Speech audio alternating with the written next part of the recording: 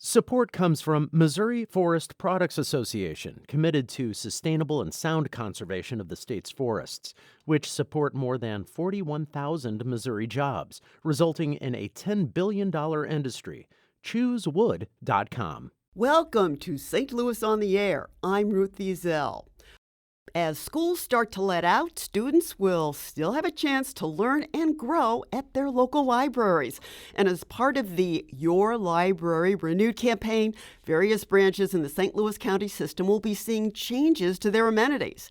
This Wednesday, the new Merrimack Valley branch in Fenton is set to open, and it will feature a Discovery Zone, a place designed to encourage children to explore, play, and learn. The Discovery Zone has several unique features, featuring interactive touchscreens, a pneumatic tube maze, you'll have to explain that to me, a light table, a magnetic wall with gears, and a ball maze. Here to talk about the new upgrades to local libraries is the St. Louis County Library Director, Kristen Sorth. Kristen, thanks for being here today. Oh, thanks for having me. All right. First, if you could give us a recap of what the Your Library Renewed campaign is all about. Sure. We started this program about 5 years ago after a tax campaign called Prop L, and it was to renovate or replace all of our branches. We have been under construction in one way or another for the last 5 years, and we've renovated or replaced 17 branches. So that's a tremendous amount of construction and closures and improved facilities in a very short amount of time. So number 17 opens on Wednesday. That's just amazing. Now, when people come back into these libraries, it sounds like it's going to be a completely new experience, taking a place of books to another level. It really is, and particularly for Merrimack Valley, the branch currently is located in the Fenton City Hall, and it's about 2,700 square feet. It's very tiny. It's our smallest branch, and the new branch is 21,000 square feet. So you can actually fit the old branch in a small portion of the children's area. The children's area in the new branch is bigger than the old branch, which is pretty exciting. Yeah, so tell me about the touchscreens. I'm trying to picture what this is going to be like. Sure. It's really kind of like a mini magic house within the library is what we talk about. In this particular branch, a pneumatic tube wall is a wall of tubes that have forced air through them, so you can put scarves and balls through them and watch where they go. The touchscreens are really just like an iPad on the wall, and the kids can play educational games. And then this branch has a couple of really interesting things. We have a story wall. It has 4 rhymes on it: Itsy Bitsy Spider, Wheels on the Bus, 3 Little Monkeys, and I'm a Little Teapot. And the kids have blocks with the words on it and with pictures, and so they put them in the right part in the rhyme. So it's really teaching them words associated with pictures in a rhyme.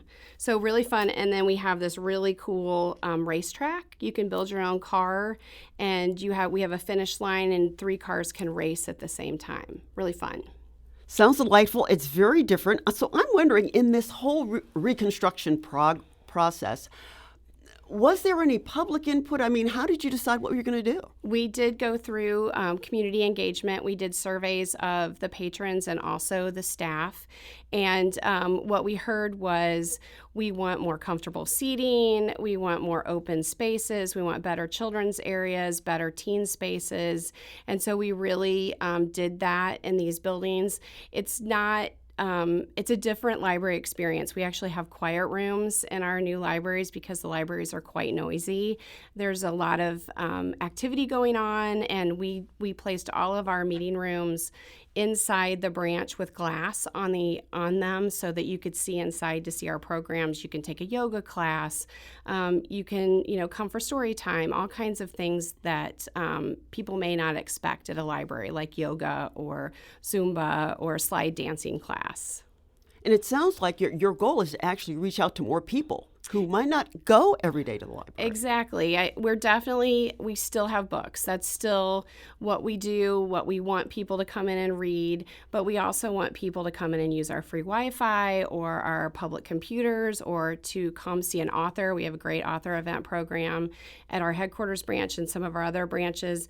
And then we just have fun things for people to check out. We check out musical instruments, and you can check out hotspots, Wi-Fi hotspots, and we're talking about maybe starting to check out binoculars for people who are interested in birding. So we try to do things that are really different that respond to the needs of the public. See, and I thought downloadable books were a big deal. Well, downloadable books are awesome, but we also have paper books, and then we also have all kinds of other fun things you can check out.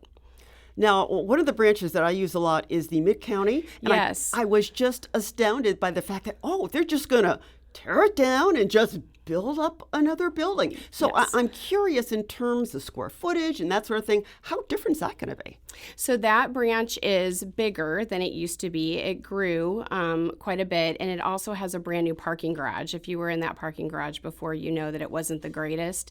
And so now it's got this great parking garage. It also has a much bigger meeting room, so the community can use the meeting room. And that branch has been pretty complicated because it's in the center of Clayton, and it's hard to do construction in a more urban environment. So that one has taken longer than we would like it to. I get more questions about Mid-County than I do about any other branch that we've done. Is that because of the number of people that pass through there? I do. I think it's very visible, so everybody sees it. It's a great location in Clayton, and we love being in the middle of Clayton.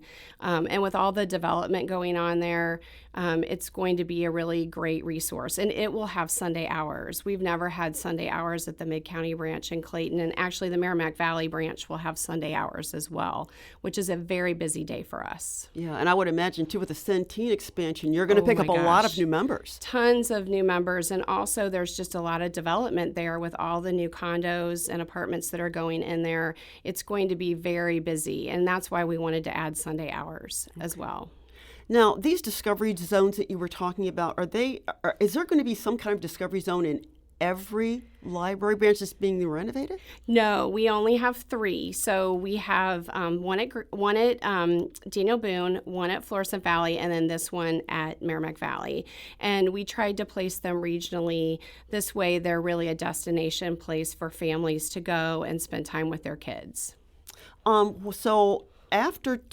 Is it this week's opening? Yes, Wednesday. So what will this year? Will there be any other openings scheduled for this year? I know that Mid-County is next year. Mid-County's this year. Oh, it's this year. This August, in just a couple of months. Oh, so goody. Mid-County will finally be back open in Yay! August. Yes. And then the final projects are the headquarters building, which is at 40 and Lindbergh. And then we bought land recently to build a new branch in Eureka. We have a branch in Eureka, but it's in a leased space.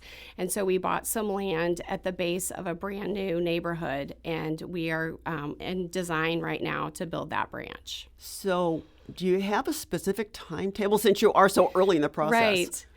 To be done with everything. I Yeah. think we'll be done with everything around 2022. So not too far away. We should be just about done with everything. And then we'll be bored. We always say, what are we going to do with ourselves?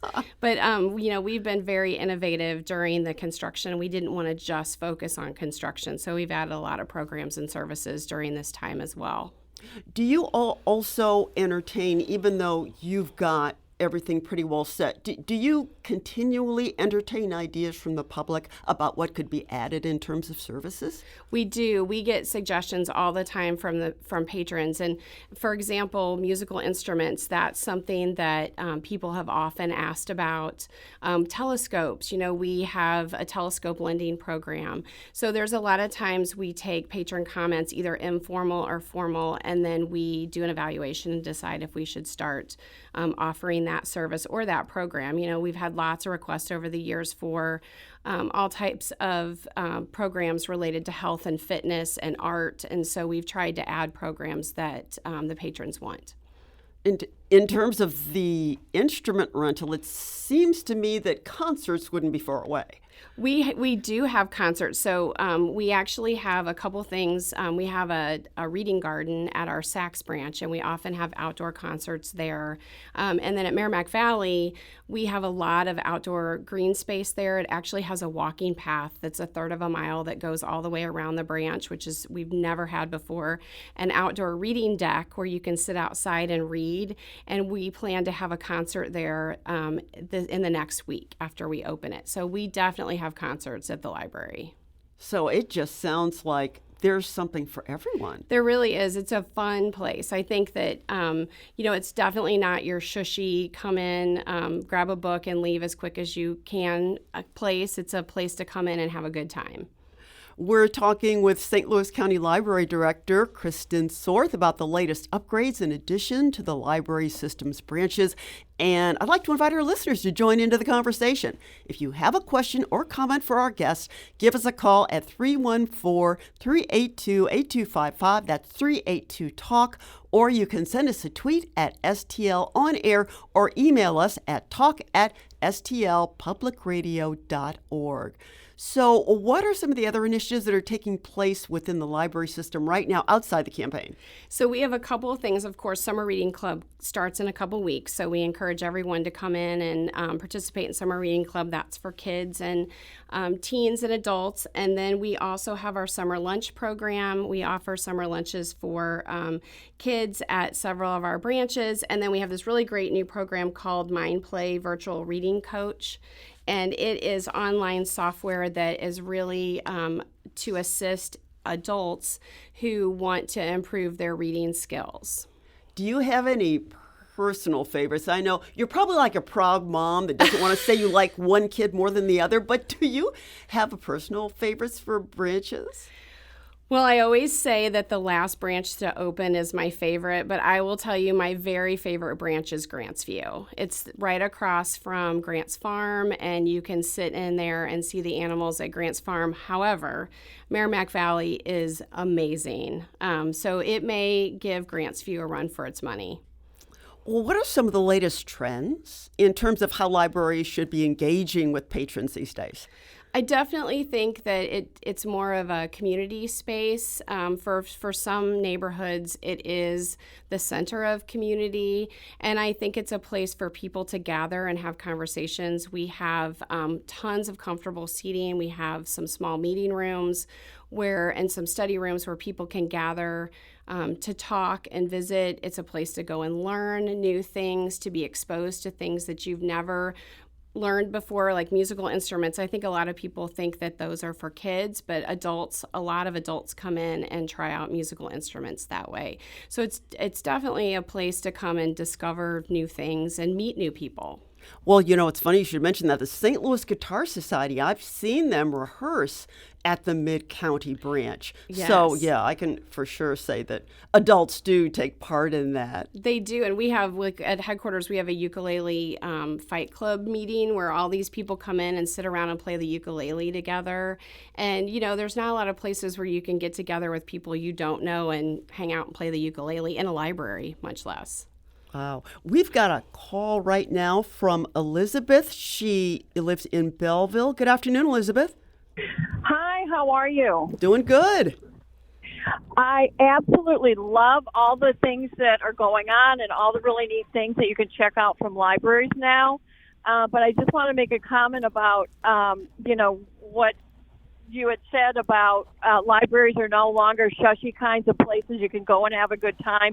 I yearn for the day when libraries were quiet, peaceful places where I could go to think and concentrate and focus and read a book and just relax or whatever. Sometimes I'm on the computer and it would be nice to be able to focus on what I'm doing instead of having to listen to 10 conversations going on around me. So that's my 2 cents for the day. We appreciate that, Elizabeth. Thank you very much. It is so funny when you look at movies like I was thinking of Marion the Librarian from The Yes. Music Man, and it was all about shh. Yes. everybody be quiet. And it's just that idea has been turned on its head. It has a little bit. I still think I'm in libraries frequently, obviously, and it is still pretty quiet in places, and we do have quiet spaces in our branches. And some of our branches have quiet computer labs, plus we have all these quiet study rooms. So we really did try and take that into account. But I would say the kids areas aren't quiet, the teen spaces aren't quiet, but a lot of the adult spaces are still pretty quiet. I'm wondering if you have any kind of particular story or experience about a family or individual who the library was really able to help, to reach out to. We actually do. Our summer lunch program, which it's in partnership with Operation Food Search, and we offer summer lunches for kids 18 and under. And I had a letter a couple years ago from a parent who took their kids to the Weber Road branch, and they just happened to stumble across the summer lunch program, and they were really struggling to make ends meet, and there was no stigma associated with that. The kids were there for a program and to check out books, and so the mom just said, hey, let's get lunch while we're here, and they went in and had lunch, and she wrote me a really lovely letter, and that's a pretty amazing program that we have with Operation Food Search, and we hear those kinds of stories frequently. So when you have certain amenities, certain programs, how do you prioritize which branches will offer which services? We when we're doing a new program, we often pilot it. So we try and do it at a couple branches where we think it would be most popular or where the need is significant. For summer lunch, for example, we do those only in the branches where the school districts qualify for free or reduced lunch. But some of the other programs we try and pick regionally. So we pick a couple branches all over St. Louis County, and then we see how they work, and then we try and expand to all of the branches. Now you were talking about the speakers. If I recall, tomorrow night you've got a couple of suspense writers, I think, I think we do. Yes, we have we like to say we have the largest author event series in the country, and we have some really amazing authors that come to headquarters. We often have about 850 people that are there to see our speakers. We had David Brooks a month ago, and he was awesome, and it was packed. 850 people is a lot, and we put them in the middle of the reading room at headquarters. That's awesome.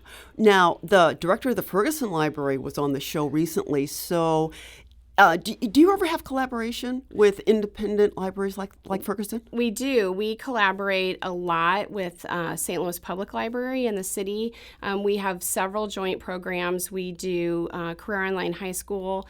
We partner with them on that program, and that's our program where adults 25 years of age or older can go back to high school with their library card. We also have Born to Read, which is a program where every baby born in a hospital in St. Louis County and also in St. Louis City gets a bag with a book and a library card and information about early literacy. And then when we launched our Wi-Fi hotspot lending program, we launched at the same time St. Louis Public Library did. So we try and partner all the time. And we have a relationship with St. Charles Library and then with all the municipal libraries like Ferguson as well. So we're lucky in St. Louis that we have so many great, thriving, amazing libraries. And we also have reciprocal borrowing, which means you can get a library card wherever you live. It doesn't matter, and you can check out books for free. And another service you offer, I admit I'm guilty of this, I have both a city and a county library card, and sometimes I will return a book to the wrong place. I mean, just the wrong system, but it manages to return where it should be. It does. We try and get the books back where they belong, definitely. And when you said that, that reminded me, we have a new program, and I think St. Louis Public Library has this too, where your items auto-renew, so the odds of getting late fees are very small when you have auto renewal. Now, I'm hoping that there are going to be some listeners who are very intrigued by everything that you've said, They are not a member. They don't have a card. So how would they get started with it? Sure, they should just come into the library and tell them that they want a library card, and it's really easy to sign people up for one, and it opens a whole world of possibilities. You don't only have to come in to the library to use it. You can use our databases. You can download ebooks. We just have a number of services that are available online as well. All right. I am going to take a chance. There's a quick question here from Madonna, one of our listeners in Crestwood. She wants to know how the library board arrives at the new interior designs. So we have architects that we hire for all of our buildings, and we've worked with many architects in St. Louis, and we work together, the administration and the team that works on that works with the architects, and that's how we select the interiors. Okay, well, our time is winding down, but I want to thank you, Kristen Sorth of the St. Louis County Library System, for joining us today. Learned quite a bit. Well, come on into the library. We're happy to have everybody. Oh, well, I'm very excited. You can count on that. Great. Thank you. This is St. Louis on the Air on St. Louis Public Radio 90.7 KWMU.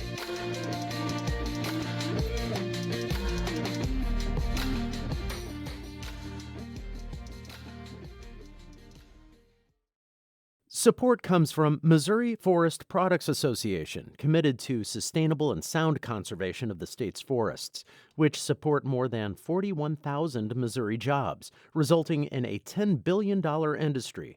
ChooseWood.com.